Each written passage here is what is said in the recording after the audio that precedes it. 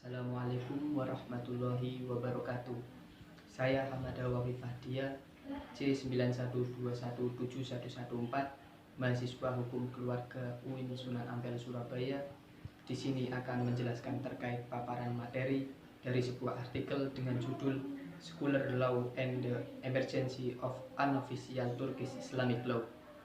Yang lebih rincinya terkait halaman 125. Kasus perselingkuhan di depan umum terus saja meningkat. Nikah memanfaatkan poligami dengan cara tertentu. Beberapa poligami melaporkan bahwa jika mereka harus menceraikan istri mereka untuk menikah lagi, mereka tidak akan menikah karena masalah perceraian tidak dirasakan secara positif di kalangan masyarakat. Ada dua alasan paling umum yang diberikan untuk serikat besar ini. Adalah kebutuhan akan pembantu perempuan lain dan dugaan dari sebuah kemandulan istri. Dalam masyarakat Turki, alasan terpenting untuk melegitimasi perceraian adalah ketidaksuburan dari seorang istri tersebut. Dalam penelitian lapangan ditemukan bahwa di daerah pedesaan orang menyetujui poligami jika seorang suami tidak memiliki keturunan anak laki-laki dari istri pertamanya.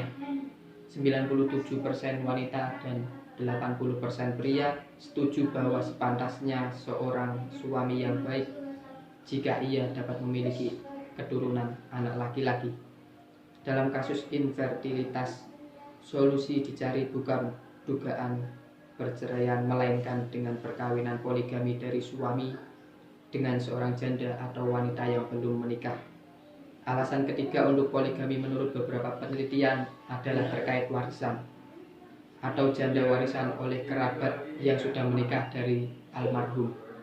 Dalam kasus ini, poligami dianggap sebagai kewajiban sosial, lebih tepatnya ketaatan terhadap agama. Namun ditekankan bahwa ada banyak poligami yang tidak memiliki alasan seperti itu sebelum perkawinan kedua mereka selain untuk memuaskan keinginan mereka. Poligami atau keberlangsungan hukum lokal secara umum bukanlah fenomena di pedesaan, meskipun sebagian besar terjadi seperti itu. Bahkan di kota-kota besar dan wilayah metropolitan sendiri, meskipun jumlahnya lebih sedikit, lebih kecil, pluralisme hukum muslim yang dinamis adalah sebuah kenyataan.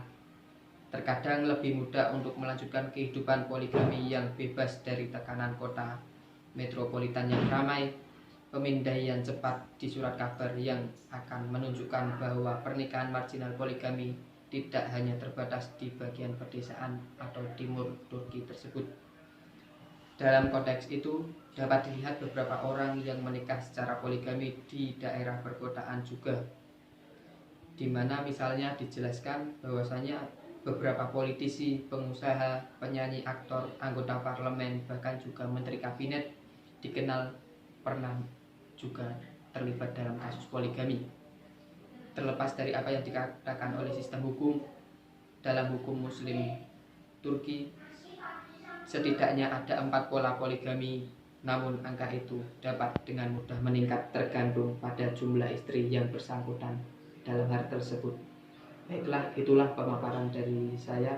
Kurang lebihnya mohon maaf. Wassalamualaikum warahmatullahi wabarakatuh.